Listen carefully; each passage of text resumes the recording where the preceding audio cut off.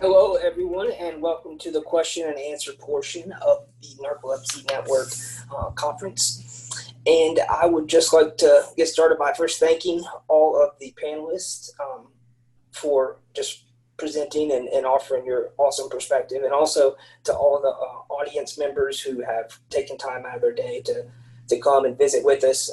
You're very, very appreciated. For starters, just want to go through a few questions for each person. I'll be kind of directing the traffic, but let's see. One of the questions that I had is, Matt, how do you handle cataplexy or sleep attacks during a speech? Now, this is one that I think that Mackenzie will be able to help out with as well. But for me, I've had this happen a couple times. In particular, I had a really bad brain fog episode in my first presentation I gave virtually. And I actually just took a moment to pause and acknowledge what was happening, so that the audience didn't get uncomfortable, but also so that they could actually catch firsthand what that actually looks like for me. And while cataplexy can be a partial or a full body, obviously if there's a full body episode, that's gonna be a little more kind of disruptive to your speech. But the partial situations, the slurred speech, the slack jaw, the droopy eyes, all of those can be incorporated into the presentation and just given as an example. It does take a little bit of wherewithal to work through some of that, because if you're like me, they can be fairly awkward and a little bit uncomfortable, but it's a great teaching tool that your audience can see. So I try not to worry too much about that happening, and just kind of let that happen, although fear is a big trigger for me, so it's something to think about. Now, Mackenzie, did you want to take an answer at that? Yes. For me, I've actually never had it happen during a speech or anything, but when advocacy speech. But when I first started giving like a group presentation or something, like I might get a little excited, and so I would feel it in my face or like you mentioned in your eyes. But since the people around me were not aware, it as long as I kept going, they couldn't tell. But one thing, it might sound very odd and out of the box, but what I do is I actually like make a fist and like squeeze it hard, and that it uh, it makes your body focus on that. And so I will actually like start doing that if I feel like it coming on, and it helps. Like I use it also in soccer if I'm running up to kick a ball, or like even walking on the street and I see like a cute dog, and I get excited, I'll do that, and it really does help.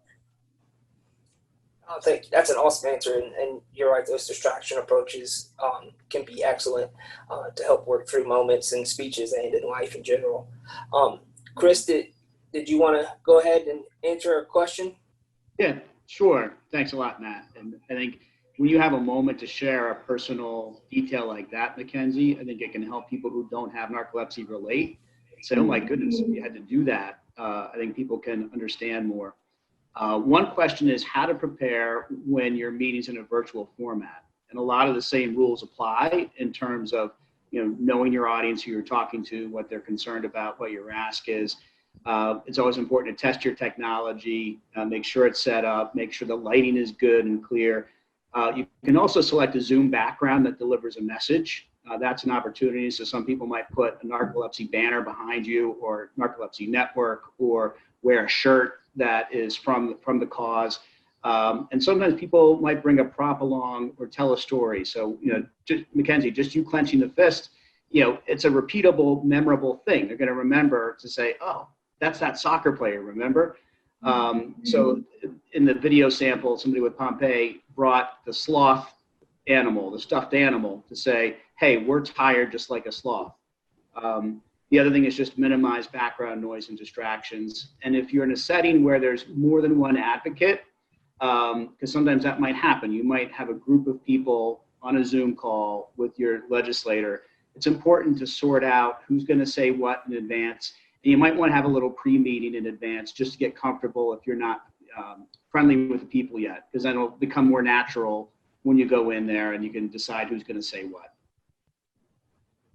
Thank you, Chris. Stephanie, did you want to go with the question? I think I just demonstrated another tip to add to Chris. If you have an animal that might appear in your Zoom with the legislator, maybe you put them in another room, which I failed to do. I completely echo Chris's suggestion to do a pre-meeting. A lot of times, whether it's in person or virtually with a member or with staff, at least any meeting organized by our DLA, you're likely to have another meeting. Especially in person, they try not to send anyone to a Hill office by him or herself, because that can be intimidating, especially if it's your first time. So figuring out who's going to cover which issues, what order you'll go in, can make the meetings flow more smoothly, so you don't waste any time staring at each other, and hopefully not, you shouldn't be kicking other rare disease advocates, you might injure them. So it can really help maximize the time that you have with the member or the staff person. The other thing that I wanted to mention is I wouldn't, don't be shy. If you have a symptom of your rare disease when you're meeting with a legislator, that's an opportunity to say, this is something that I deal with, whether I'm at work, whether I'm at school, if I'm in a checkout line. This is something that I have to, live with on a daily basis. I had someone almost pass out. Her mom had to hook up IV fluids in a room. So in the room during the meeting. I don't think the staff member handled it well, but I think it's a really it makes for a memorable meeting, and it gives you a chance to educate the member or the staff about the impact of a specific rare disease on your life. That's a great point, Stephanie. And one question that I had for me was, how do you feel advocacy is important in your family as well? And the question was, do my parents, my kids, does my spouse understand? And for me, I think it's critically important. I'm trying to I've got 3 kids, 2 teenage daughters who are at the age where they can start to advocate for themselves, whether it be about raising awareness for narcolepsy or just any social issue that they're working with. And I have invited them in to speak with me on one-on-one settings, because I want them to be able to answer questions and feel comfortable answering questions about what it's like. They also have a unique perspective in that they get to see firsthand the struggles that their daddy goes through every single day. And so it's important for that. Now, I've had some issues with unhealthy relationships in terms of a significant other. And when that happens, the added stress that it brings to relationship can really be a big trigger for symptoms. And so having, a spouse, a partner, boyfriend, girlfriend, somebody who's on the same page with you can make all the difference in a successful, healthy relationship. And then also in you feeling the best. My parents have been huge supporters for me. They actually benefited greatly from reading a couple books about the condition, some memoirs that are out there. And so that's something that, I can give to them and to family members so they can kind of understand, even though my face is out there on some videos and I've had some YouTube videos up there, for whatever reason, hearing it from someone else can make a big difference. But yeah, so it's definitely important to have folks on your team.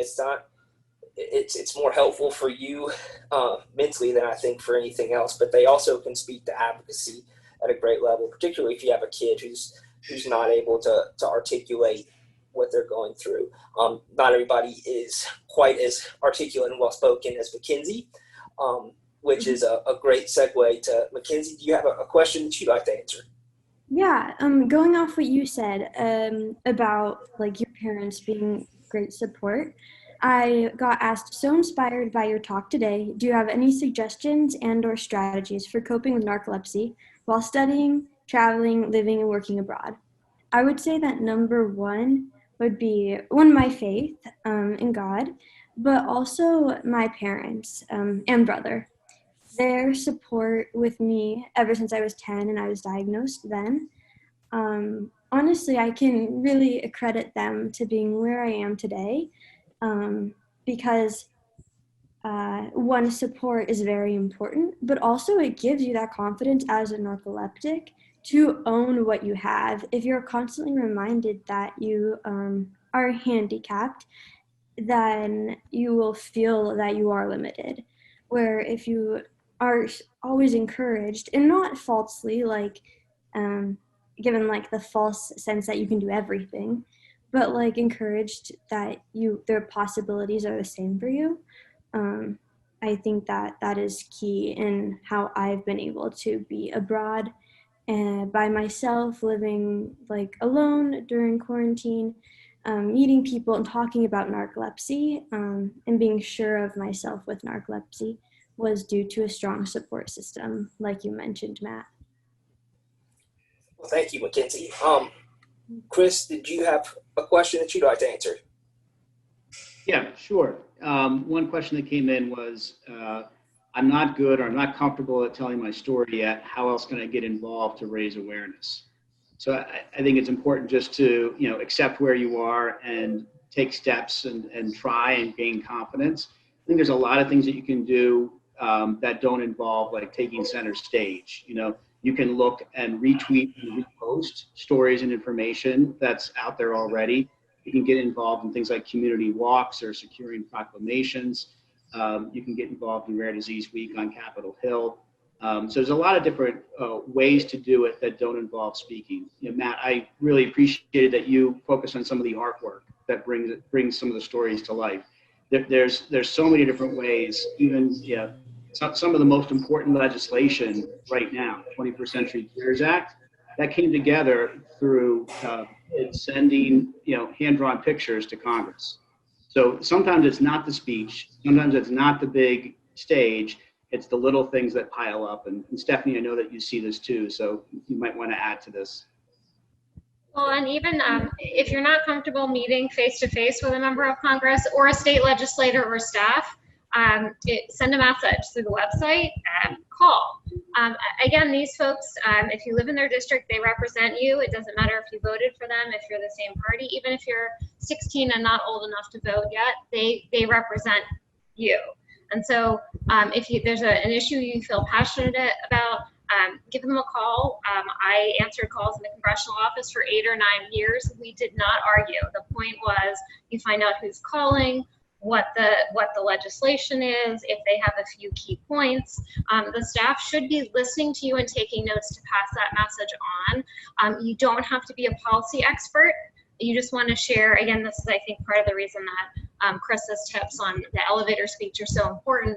If you're going to call the office without an appointment to do a virtual meeting, they don't have 30 minutes to hear about every symptom. And so being succinct in, I am someone who lives with narcolepsy, this legislation is important to me because, and you want to get that done in 2 or 3 minutes, but you don't have to be a policy expert regardless of how you're contacting an office. You can always say, that's a great question, let me follow up with you. I'm the first person to say, I don't know, but let me check. And that way you keep your credibility.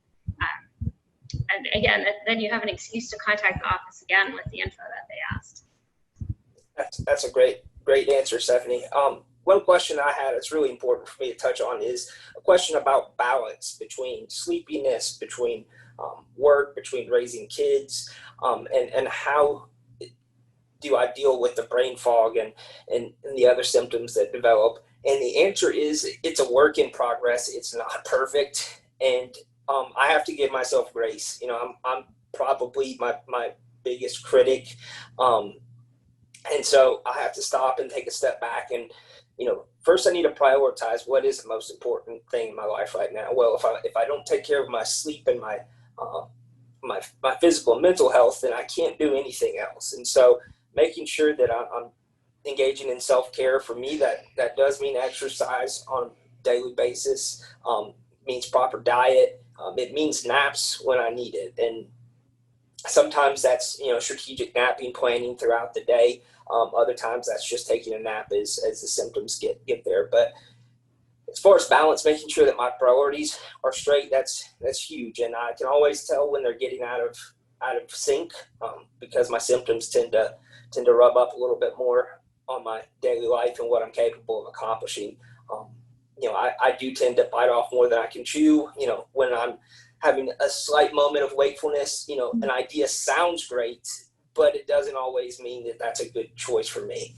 The other question was kind of a follow-up, was about, do my kids have narcolepsy? And, as of now, none of my kids have narcolepsy. They haven't exhibited any signs or symptoms. So I'm grateful for that.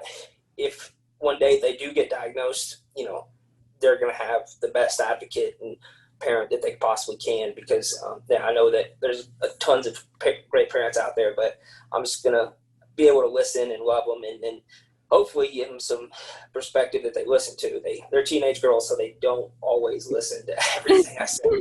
And my 7-year-old's more interested in YouTube, but hopefully they'll listen to me on the important stuff. Mackenzie, did you have a question? Yes, I found one of the most important questions I got was, you are so positive.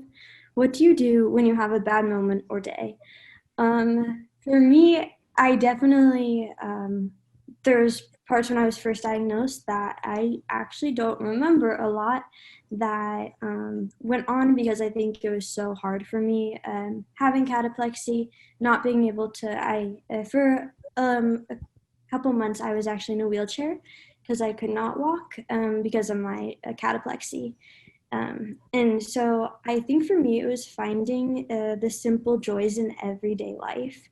And so now for me, I found that music makes me happy. Like I love to dance. This is something that I actually was very insecure about up until recently. I think dancing, just like putting on music that I like, and like just I get joy from listening to it in my own room, and starting the morning off with listening to songs that put me in a positive mood.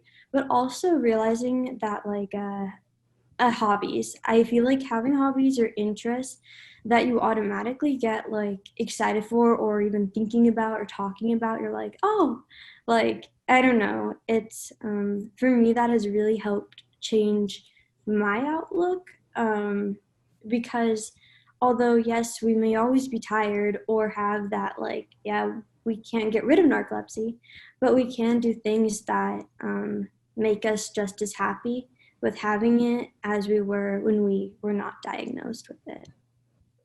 That's great. A lot of great points there. Thank you, Mackenzie. Chris, did you have a question that you'd like to answer? No, I'm just so impressed by all the comments, and I'm inspired, and I think sharing your story is so important. I would just emphasize too, don't be afraid to ask for what you need and to close it out with a request, whether it's learn more about narcolepsy, get involved in Narcolepsy Network, pass this legislation, give me this accommodation that I need to help me manage this more effectively, or just understand where I'm coming from. It's sometimes people practice their story, but they don't ask for what they need. And it's really cool to hear each of you talking about that, and be conscious about it, because otherwise people don't know. They want to help, but you need to give them the tools to help and the direction to help. So that's my final comment, and just want to thank everybody. Thank you, Chris. Stephanie? Yeah, we had 2 questions come in. First of all, thank you to the person who's joining us from Canada. The Everlight Foundation does focus on public policy in the U.S., as does the National Organization for Rare Diseases. However, there's a Canadian organization for rare disorders. You can find their website at raredisorders.ca and at Rare Disorders on Twitter. They are a sister organization of NORD in the US, and Global Genes actually welcomes folks from US and Canada and other countries to their meetings, to their webinars, and those resources that I shared in my slide are available, regardless of country, and especially the Speakeasy Toolkit on tips on finding and even creating speaking opportunities, and some tips on dealing with media. Those would be relevant regardless of country. And then there is another really good question. What happens if you're meeting with a legislator and they have a different opinion and you feel like you're hitting brick walls? I'm going to say, first of all, continue to be polite. If it's a U.S. senator, it is a 6-year relationship. So be polite, be persistent. if they're not going to support you on one issue, maybe think about, is there something else that you could ask for? If you want more funding for National Institutes of Health, maybe that's something they could support. If you want, if you're like a variety of other rare disease advocates, maybe you think a rare disease center of excellence at FDA could be beneficial. If they say no to one thing you ask for, that I don't necessarily think I would spend a lot of time keep asking after they said no. For instance, my U.S. senator has said he won't be on the Rare Disease Caucus. I don't keep asking. I just find a different ask every time I meet with his office. And then I encourage everyone who's able to vote, because if you're not getting what you need from your legislator, try to find maybe another legislator who would be more receptive to what you have to say. And so those are, and also encourage your friends to vote, your family, again, if they want to support you as an individual living with a rare disease. And when you speak with them, this is a great time to test your speech, right? Be persuasive.